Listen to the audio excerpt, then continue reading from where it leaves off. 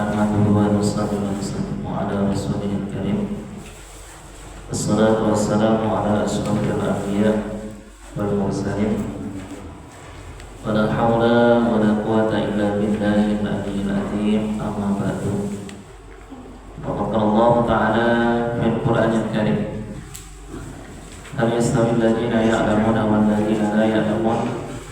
Faqala nabiyuna Muhammad sallallahu alaihi wasallam, man salaka tariqan yaltamisu fihi ilman sahalallahu lahu tariqan ilal jannah. Alhamdulillah, syukur kita kepada Allah Subhanahu wa taala. Pada malam hari ini Allah Subhanahu wa taala masih memberikan kita nikmat untuk melaksanakan sholat maghrib dengan berjamaah. Semoga Allah SWT senantiasa berikan kita kesehatan, Allah beri kita berkah umur, berkah rezeki, berkah ilmu, dan semoga anak-anak kita jadi anak yang taat kepada Allah Subhanahu wa taala. Yang punya hutang, semoga Allah melunasi hutang-hutangnya. Yang punya masalah, semoga Allah selesaikan masalahnya. Dan untuk kita semua, semoga istiqomah menjalankan perintah Allah, mati dalam keadaan husnul qaul.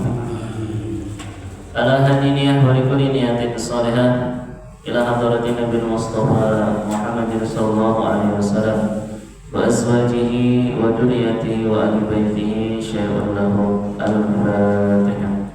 A'udzu billahi minasy syaithanir rajim. Bismillahir rahmanir rahim. Alhamdulillahi rabbil alamin. Ar-rahmanir rahim. Maliki yaumiddin. Iyyaka na'budu wa iyyaka nasta'in. Ihdinas siratal mustaqim. Siratal ladzina an'amta 'alaihim ghairil maghdubi 'alaihim waladdallin. Bismillahirrahmanirrahim. Hadis nomor 1016 ya. Fadilah membaca surat Al-Mulk. Wa an Abi Hurairah radhiyallahu anhu anna Rasulullah sallallahu alaihi wasallam qala minal Qur'ani suratun salasuna ayatan syafa'at li rajulin hatta ghufira lahu wa hiya tabarakalladzi biyadihil mulku. Rawahu Abu Dawud wa Tirmidzi wa qala haditsun hasan. Wa fi riwayatin Abi Dawud tasfa'. Dari Abu Hurairah radhiyallahu anhu, sesungguhnya baginda Rasulullah sallallahu alaihi wasallam bersabda, di dalam sebagian Al-Qur'an, di dalam sebagian Al-Qur'an ada satu surat yang berjumlah 30 ayat. 30 ayat yang dapat memberikan syafaat kepada seorang laki-laki sampai dia diampuni oleh Allah Subhanahu wa taala. Surat itu adalah Tabarakalladzi biyadihil mulku. Hadis riwayat Imam Abu Dawud dan Tirmidzi, dan beliau berkata hadis ini hasan. Dan dalam riwayat yang lain dengan menggunakan kalimat yang berbeda sebagai pengganti syafaat. Jadi kalau redaksi yang kita baca itu pakai kalimat syafaat, yaitu dengan kalimat tasfa'. Dan perbedaannya adalah jika menggunakan syafaat berarti tanpa diminta, surat Al-Mulk akan memberikan syafaat kepada yang membacanya. Sedangkan jika menggunakan tasfa', maka seseorang meminta ampunan kepada Allah dengan wasilah atau perantara surat Al-Mulk.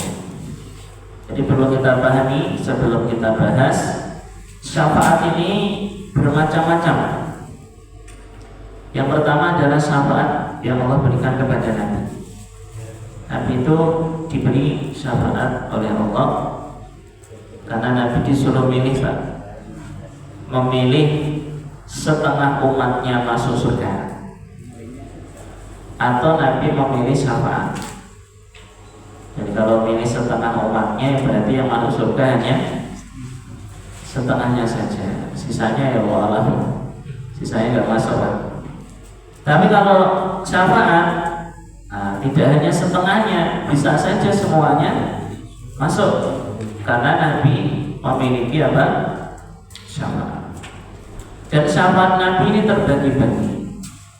Ada syafaatul uzma. Syafaatul uzma ini syafaat Nabi yang digunakan untuk memberikan keringanan kepada umat Nabi di yaumil mahsyar. Syafaat yang agung. Tidak ada satupun Nabi yang berani memberi syafaat di saat yaumul mahsyar, hanya Nabi Muhammad saja. Ya, hanya Nabi Muhammad saja. Yang berikutnya ada namanya syafaat Nabi untuk membuka pintu surga. Jadi sebelum Nabi Muhammad, pintu surga ini masih tertutup. Khusus Nabi dibuka. Terus ada juga syafaat Nabi untuk memberatkan timbangan amal umatnya yang seharusnya timbangannya ringan. Ini dengan syafaat Nabi maka timbangannya berat. Ada syafaat Nabi yang digunakan untuk membatalkan umat yang harusnya masuk neraka. Jadi harusnya masuk neraka, karena dapat syafaat dari Nabi, umatnya nggak jadi masuk neraka. Ada syafaat Nabi untuk orang-orang khusus, yaitu orang-orang yang masuk surga tanpa hisab. Yadkhuluna al-jannah bighairi hisab. Ini Nabi berikan kepada Abu Bakar, Umar, Utsman, Ali, ya banyak, sekitar lebih dari 10. Itu yadkhuluna al-jannah bighairi hisab. Ada juga syafaat Nabi untuk mengeluarkan orang yang sudah masuk neraka. Jadi orang yang sudah masuk neraka dikeluarin dari neraka gara-gara dapat syafaat Rasulullah. Ada syafaat Nabi untuk paman beliau meringankan siksa seperti yang terjadi pada Abu Lahab dan Abu Thalib. Nah, itu untuk Nabi Muhammad. Nah, setelah Nabi Muhammad nanti baru ada syafaat-syafaat yang lain, yaitu syafaat dari guru ke muridnya, dari ulama ke santri-santrinya, terus syafaat dari teman kepada temannya, syafaatnya orang miskin kepada orang-orang kaya yang dulu pernah menolong dia di saat susah. Banyak. Termasuk ada syafaatul Quran, yaitu syafaat Al-Quran yang membela pembacanya atau orang yang mengamalkan isinya Quran agar dia tidak masuk ke dalam neraka. Kalau kita sering doakan waj'alhu lana hujjatan ya rabbal alamin. Pembela Pak. Jadi orang itu kalau dapat satu kasus, kemudian ada pengacara yang membela dia, itu bisa jadi dia selamat dari dakwaan atau tuduhan tersebut. Nah, ini Al-Quran ini bisa jadi seperti itu. Maka di hadis yang kita baca tadi ini, kalau kita menggunakan redaksi yang pertama, yaitu riwayat Abu Dawud dan Tirmidzi, itu kan menggunakan kalimat syafaat li rajulin. Kalau menggunakan riwayatnya Abu Dawud saja, itu menggunakan kalimat tasfa'u li rajulin. Nah, maka ini harus kita pahami, Kak, karena bahasa Arab itu ziyadatul huruf yang dulu ala ziyadatil makna. Bahasa Arab itu nambah satu huruf itu juga nambah makna. Jadi syafaat sama tasfa ini beda. Apa bedanya? Kalau syafaat itu memberi syafaat kepada yang membaca tanpa harus meminta. Berarti benar-benar Al-Quran itu akan datang sendiri memberi syafaat kepada pembaca. Kalau tasfa, maka orang ini minta ampunan kepada Allah dengan wasilah surat Al-Mulk. Al-Mulk itu kan kalamullah, Pak, kalamullah. Ya Allah, ya, dengan apa barokahnya surat Al-Mulk, tolong saya diambil. Ya, karena orang ini setiap hari sering membaca Al-Mulk, kata Al-Mulk, ya Allah benar itu, ampuni saja dia, artinya diampuni. Dan ini tidak hanya surat Al-Mulk, Pak. Al-Quran itu tasfa. Quran itu bisa memberi syafaat. Jadi yang baca Al-Mulk bukan hanya Al-Mulk saja. Jadi sering kita sampaikan, ketika ada redaksi hadis menyebutkan nama-nama surat khusus, bukan berarti yang lain nggak bermanfaat, gitu loh Pak. Karena Al-Mulk dan surat-surat yang lain itu juga bagian dari Al-Quran. Atau Bapak kan biasanya kalau ngusir-ngusir setan ini kan pakai ayat kursi. Ustaz, bisa nggak saya ngusir setan pakai surat Ar-Rahman? Yuk bisa. Bisa nggak Ustaz? Saya ngeruqyah pakai surat An-Nisa? Bisa Pak, itu Quran semua kok, nggak ada beda. Walaupun redaksinya nanti ada redaksi ayat kursi, redaksi akhir Al-Baqarah, tapi bukan berarti yang lainnya nggak bisa. Lah kenapa disebutkan khusus? Nah, ini tentu ada pengkhususan selain daripada memberi syafaat. Ternyata Al-Mulk ada hal lain yang di situ yang membuat dia jadi istimewa. Ya, jadi bahasa modalnya semua bacaan Al-Quran itu pasti memberi manfaat, baik di dunia maupun di akhirat. Terus kenapa di sini ditampilkan Al-Mulk? Nah, maka di keterangan disampaikan dalam hadis ini dijelaskan tentang keutamaan surat Al-Mulk karena dimulai dengan keagungan Allah. Langsung Pak, langsung tabarakalladzi biyadil mulk. Baru mulai pembukaan saja itu langsung membahas keagungan Allah. Ya. Kemudian dengan kekuasaannya, nah, diterangkan terus dari mulai ayat pertama, ayat kedua.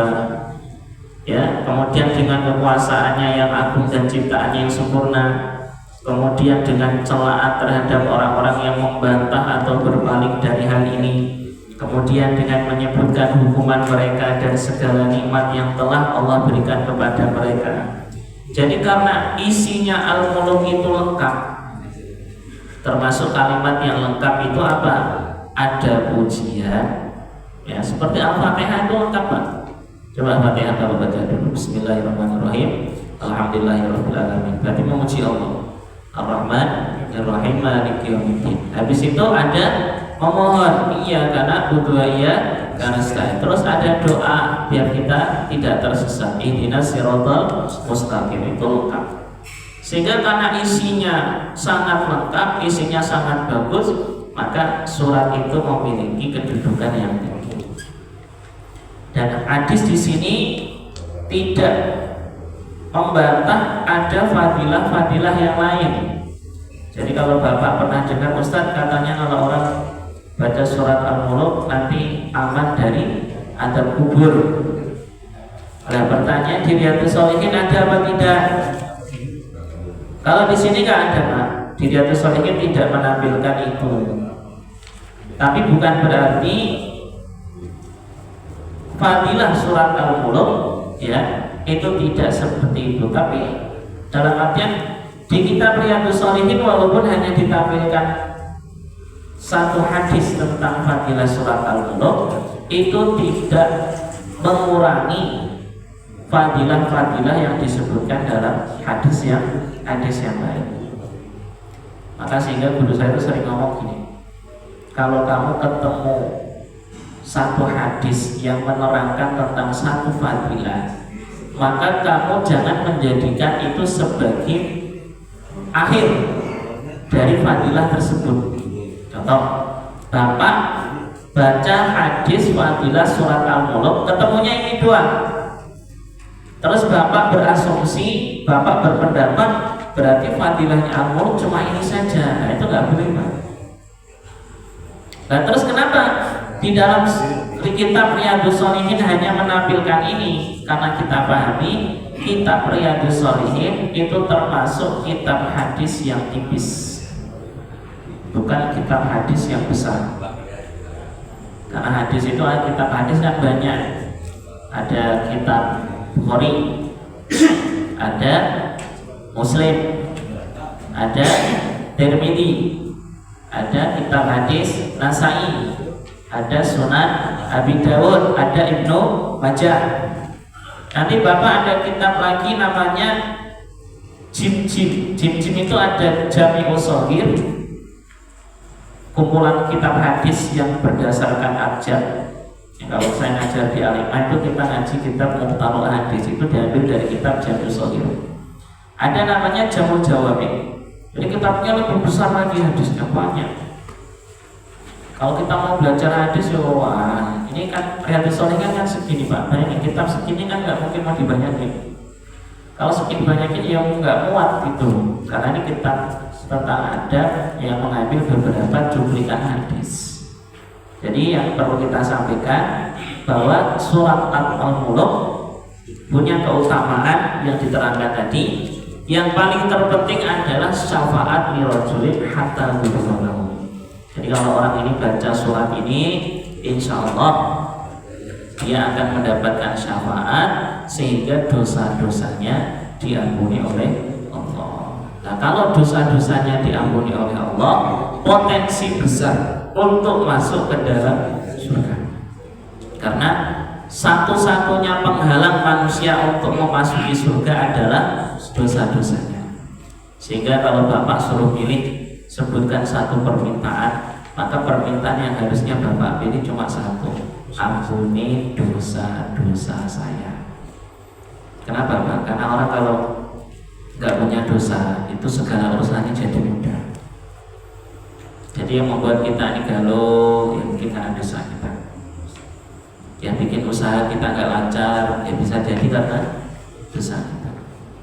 Ya bikin kita sering sakit-sakitan, ya bisa jadi karena dosa-dosa kita. Bahkan yang membuat manusia terhalangi untuk masuk surga itu pun juga disebabkan karena dosa-dosanya. Sehingga untuk aman dari dosa, istiqomah membaca surat Tabarakalladzii biyadihil mulk.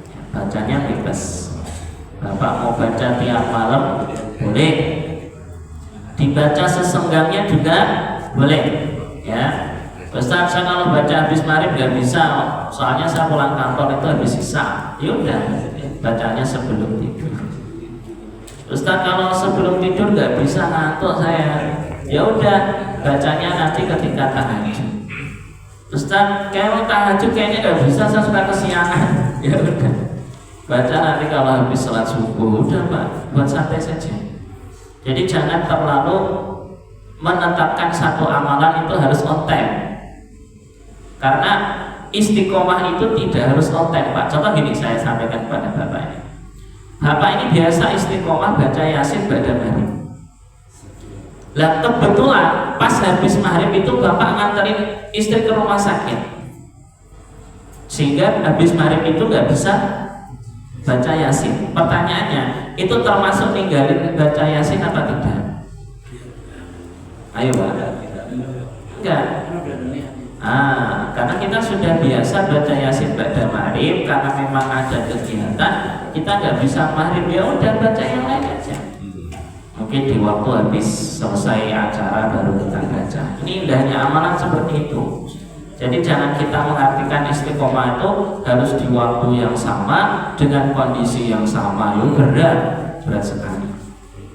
Ya, karena yang namanya istiqomah itu nggak seperti itu Pak. Istiqomah itu yang penting Bapak tetap dalam sibuk melakukan amal kebaikan. Itu yang disebut istiqomah. Ya, jadi jangan diartikan istiqomah itu apa? Harus sama persis. Pokoknya yang penting Bapak melakukan hal kebaikan. Pada hari biasanya Yasinan, karena ada keperluan ngurusin keluarga ke rumah sakit, maka anggap saja ngurusin keluarga ke rumah sakit itu juga termasuk ibadah. Ya, jadi meninggalkan Yasin kita anggap ibadah, Tapi kita juga menggantinya dengan ibadah yang lain. Contoh ngaji, ibadah maghrib kan ibadah nih. Ya seperti ini pengajian ibadah maghrib kan ibadah. Andai kan bapak nggak bisa ikut pengajian karena bapak ngurusin anak bapak untuk kegiatan, itu juga termasuk ibadah, yaitu ikram atau ngurusin keluarga. Jadi jangan diartikan ibadah itu hanya sekedar qiraatul Quran. Pokoknya semua bentuk kebaikan itu ibadah. Berikutnya hadis nomor 1017. Hadis nomor 1017, fadilah 2 ayat terakhir surat Al-Baqarah. Wa Nabi Mas'ud Al-Badri radhiyallahu anhu. Jadi kalau penyebutan Al-Badri berarti Abi Mas'ud ini mengikuti perang Badar. Jumlahnya berapa Pak yang ikut perang Badar? 313. Itu orang-orang hebat itu. Ya. Tidak semua sahabat ikut perang Badar. 313 termasuk Abi Mas'ud. Dari Nabi Mas'ud Al-Badri anhu ani Nabi sallallahu alaihi wasallam qala man qara'a bil ayataini min akhir suratil Baqarah fi lailatin kafatahu muttafaqun alaih. Dari Abu Sa'id Al-Khudri radhiyallahu dari baginda Nabi SAW, beliau bersabda, siapa saja yang membaca 2 ayat dari akhir surat Al-Baqarah di malam hari, ya, maka itu sudah cukup baginya. Ini hadisnya sangat singkat sekali. Sudah cukup baginya. Ini cukup apa maknanya? Makanya perlu sering kita sampaikan bahwa untuk menerjemah hadis kita butuh yang namanya syarah. Kenapa harus butuh syarah? Karena syarah itu akan menjelaskan hadis itu terjadi, atau kita sebut dengan namanya asbabul wurud. Asbabul wurud itu penting sekali Pak, karena kalau nggak ada asbabul wurud, Bapak akan menerjemah hadis sesuka Bapak. Ada dalam kitab Bulughul Maram tentang hadis air yang dijilat kucing. Air yang dijilat kucing. Ya, Nabi menjelaskan tentang masalah airnya. Tentang masalah airnya. Tidak membahas tentang kucingnya. Tapi banyak yang salah paham dari hadis itu, akhirnya yang dibahas kucingnya. Sehingga dia mengatakan kencing kucing gak najis, ya. Ini kan bahaya sekali nih Pak. Padahal kasus itu yang ditanyakan airnya. Ada sahabat punya air dijilat sama kucing. Sahabat ini nanya, ya Rasul, ini kucing kan suka makan bangke, suka makan tikus, itu kan gak sempet cuci mulut. Kucing kan gak kumur-kumur. Bener gak Pak? Hewan masa hewan gosok gigi aneh. Ini sahabat yang ditanya, kalau ada air dijilat kucing, itu airnya najis gak? Karena takutnya mulutnya kucing itu bawa darah makanan yang dia makan. Itu yang ditanyakan sahabat itu. Terus Nabi jawab, tidak najis, airnya tetap suci. Dengan alasan tadi, ya, kucing ini adalah hewan yang sering bolak-balik, termasuk hewan rumahan gitu. Jadi yang dibahas itu airnya. Cuma karena nggak pakai syarah, nggak tahu asbabul wurud terjadinya hadis ini kenapa, pertanyaannya tujuannya apa, akhirnya dibahas kucingnya. Sehingga dia bilang kencing kucing gak najis. Bapak kalau nggak percaya ada di YouTube itu ada itu pembahasan itu. Itu bukan bahas kencing kucing, nggak ada hubungannya sama kencing kucing itu Pak. Itu cuma bahas air yang dijilat kucing yang potensi memakan bangkai sebelumnya. Tapi karena tidak membahas asbabul wurud, tidak membahas kasusnya. Kalau hadisnya kan nggak diterangin Pak. Yang menerangkan itu ya ulama-ulama yang mengkaji hadis itu melalui sanad-sanad cerita hadis itu terjadi dari guru-gurunya. Namanya ada syarah. Kalau salahnya kitab Bukhari disebut dengan kitab Fathul Bari. Jadi Fathul Bari itu mensarai kitab Sahih Bukhari. Kalau kitab Hadits Sahih kita pakai Dalil Falihin. Itu ada salahnya. Di situ dijelasin. Sehingga ketika dijelaskan oleh ulama, kita akan memahami inti hadis itu. Sama seperti ini. Ini kalau hadisnya doang, maka itu sudah cukup baginya. Pasti timbul bertanya, cukup apa maksudnya Ustaz? Cukup pahalanya ya. Apa cukup apanya? Karena redaksinya hanya kafatahu. Pokoknya cukup. Kan kita sering bilang Allahul kafi, Rabbunal kafi, qasadanal kafi. Kafi kan cukup. Ini maknanya apakah cukup rezekinya atau cukup apa? Itu kan masih luas. Maka kita butuh salah hadis, keterangan. Yaitu dua ayat itu akan menyelamatkan pembacanya dari kejahatan di malam itu. Jadi makna kafatahu, dua ayat ini mencukupi untuk melindungi kamu dari segala macam bahaya. Karena redaksinya filailatin, potensi besar orang mendapatkan bahaya itu di malam hari Pak. Contoh Bapak kalau jalan malam sama jalan siang lebih tenang mana? Kenapa Pak? Terang kan? Coba Bapak jalan malam-malam ke Bekasi sana Pak, sendirian. Oh habis kita. Serem mau daerah sana itu malam. Ya. Nah ini ada redaksi. Jadi ulama mengartikan kafatah itu maknanya apa? Cukup melindungi dia dari kejahatan di malam itu. Ya, pokoknya malam itu kan potensi kejahatan paling besar itu malam. Zaman dulu rata-rata kemalingan itu malam. Kalau sekarang malam nggak siang maling beraksi semua ya. Kalau zaman dulu kan maling itu adanya malam, makanya ada pos kapling kan. Ayo kita ronda, takut ada penjahat. Sekarang malah enggak Pak. Ini penjahatnya datang malah siang-siang. Nunggu orang-orang pada lelah atau lalai ya. Jadi kalau kita ikuti syarah hadis, makna kafatahu itu mencukupi, maknanya apa? Menyelamatkan pembacanya dari kejahatan di malam itu. Apapun bentuk kejahatannya, entah kemalingan, entah dikirimi kejahatan lewat santet dan teman-temannya, entah digigit ular. Kalau Yaman sahabat kan nggak ada lampu kok Pak, nggak ada Yaman kita.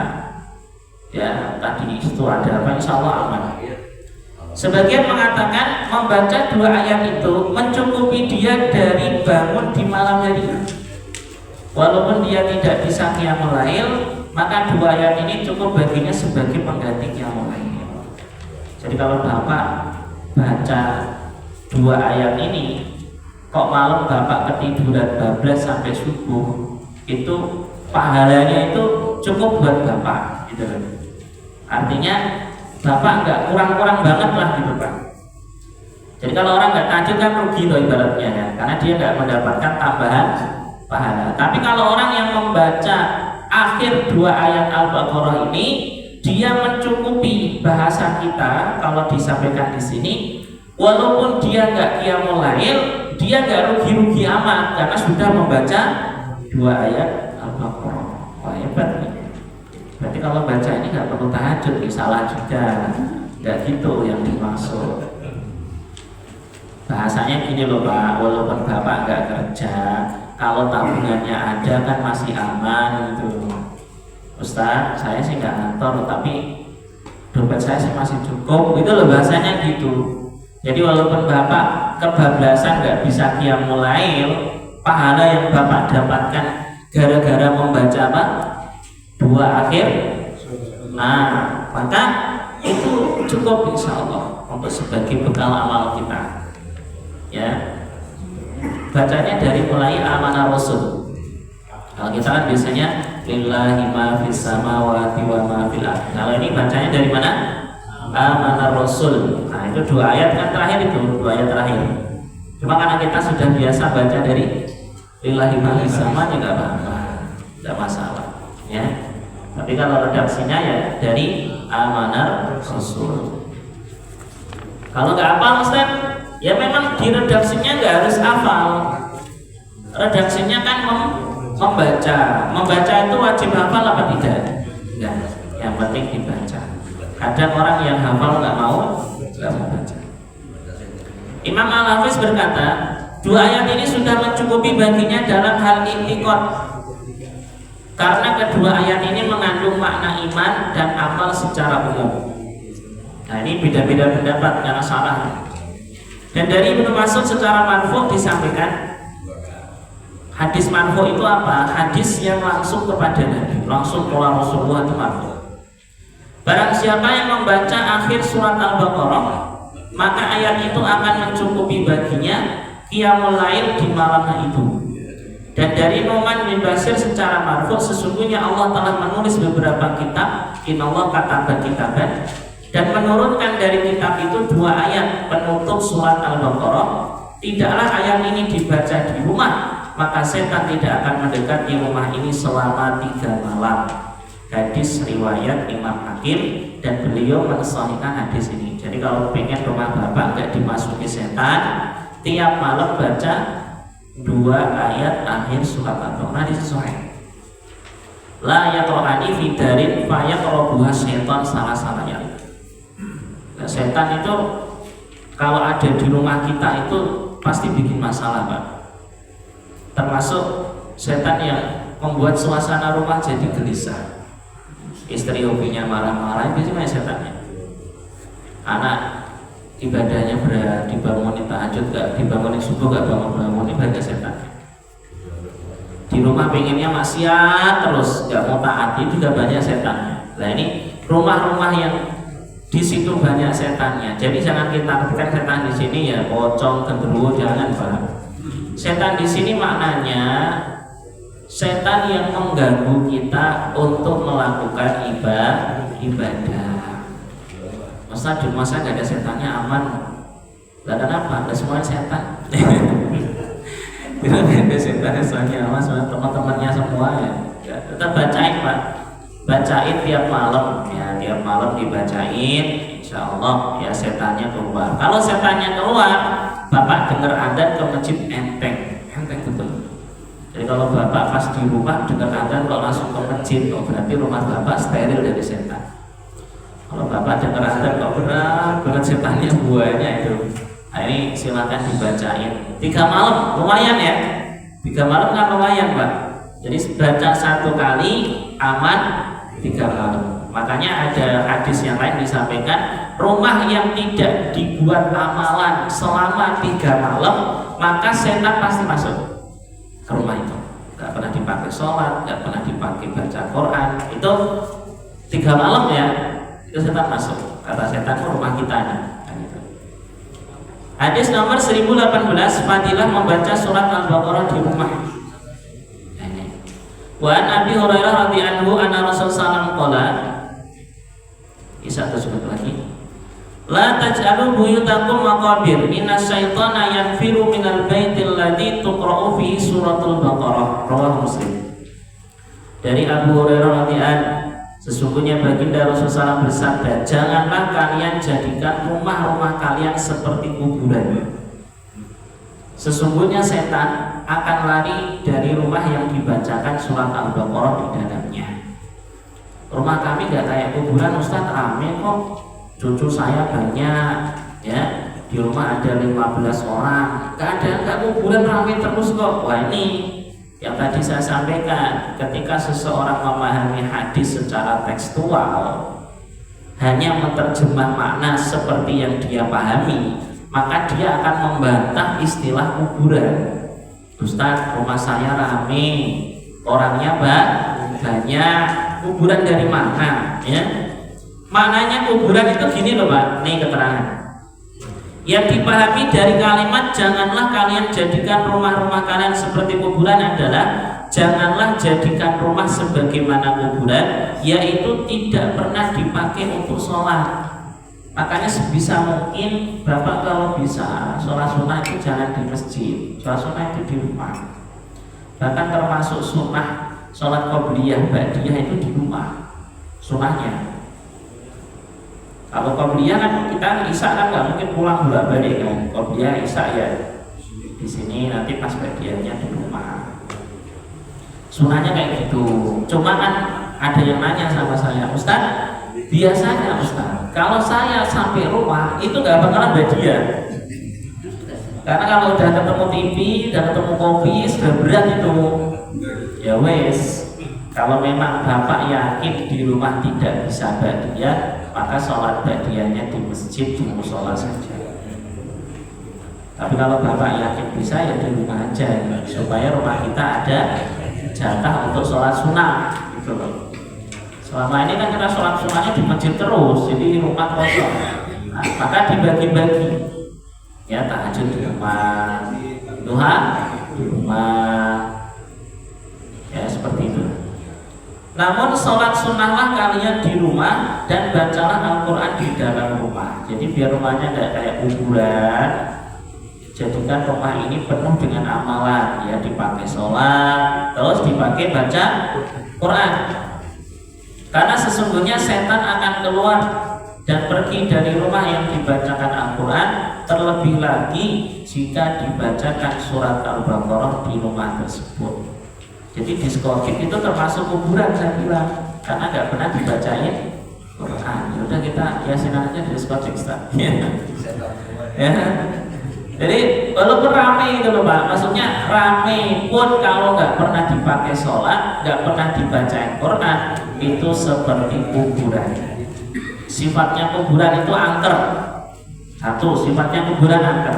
Maknanya orang itu nggak betah di rumah. Bosan saya Ustaz di rumah terus, bosan saya. Banyak orang-orang kaya yang rumahnya mewah, semua serba ada, tapi lebih banyak di luar rumah. Betahnya di kafe, betahnya di mall, betahnya di bioskop. Jarang di rumah, jarang sekali. Ada rumahnya mewah. Saya pernah ngobrol sama jamaah saya itu punya rumah 3, kosong semua. Ustaz, saya punya rumah 3, kosong semua. Itu wajib dizakat 3. Dalam hati saya satu aja belum ya. Dia punya rumah 3 kosong semua. Artinya gini Pak, rumahnya banyak tapi di dalamnya itu nggak nyaman, angker. Sifat kuburan bukan angker, maksudnya nggak betah di situ. Ya. Jadi rumah-rumah yang nggak dibacain Quran, yang nggak dipakai sholat, itu orang di situ tuh nggak betah. Beda sama masjid sama musola. Ini bapak di sini nggak nyaman, adem, tenang. Kan enak suasana masjid itu, suasana malaikat, suasana Quran. Lah terus yang dimaksud dengan kuburan juga, kuburan ini kan tempatnya memedi ya, tempatnya setan. Maknanya rumah yang nggak dibacain Quran itu akan lebih banyak penghuni setannya. Dan malaikat akan pergi dari rumah itu. Sehingga karena malaikat gak ada di rumah itu, adanya setan semua, maka perilaku-perilaku, tabiat-tabiat setan itu mempengaruhi penghuni rumah. Termasuk tabiat setan itu suka bohong. Maka kalau rumahnya jarang disolati, jarang dibaca Quran, itu kita punya anak hobinya bohong, punya istri hobinya bohong. Itu maksud tabiat setan, suka bohong. Yang kedua, setan itu pemalas Pak. Setan itu pemalas, malas setan itu. Kalau di rumah udah mulai malas-malasan, bocah malas banget, malas belajar, malas sholat, malas setan banyak. Dan termasuk tabiat setan yang paling buruk adalah senang melihat orang lain susah dan tidak senang kalau lihat orang lain itu bahagia. Karena di rumahnya banyak setannya, lihat tetangganya punya mobil, dan kita nih beli mobil mulu kerjanya, ya nggak senang lihat orang senang, itu nggak senang. Tapi kalau lihat orang susah, senang banget. Ya sayang kamu ya. Dulu kamu pamer ya, sekarang nah itu tabiat setan Pak. Setan tuh nggak senang lihat orang bahagia, itu nggak senang. Setan tuh senangnya lihat orang susah itu. Makanya termasuk untuk menghilangkan sifat-sifat setan di hati kita. Kalau ada orang posting hal yang menyenangkan, kita pun ikut senang. Alhamdulillah teman saya bahagia, alhamdulillah teman saya happy ya. Soalnya kalau bapak nggak senang lihat dia senang, ya berarti ya sudah memiliki sifat-sifatnya setan. Semoga Allah jaga diri kita dari perbuatan itu. Amin ya rabbal. Subhanallah, asyhadu an la ilaha illa anta, astaghfiruka wa atubu ilaik. Assalamualaikum warahmatullahi wabarakatuh.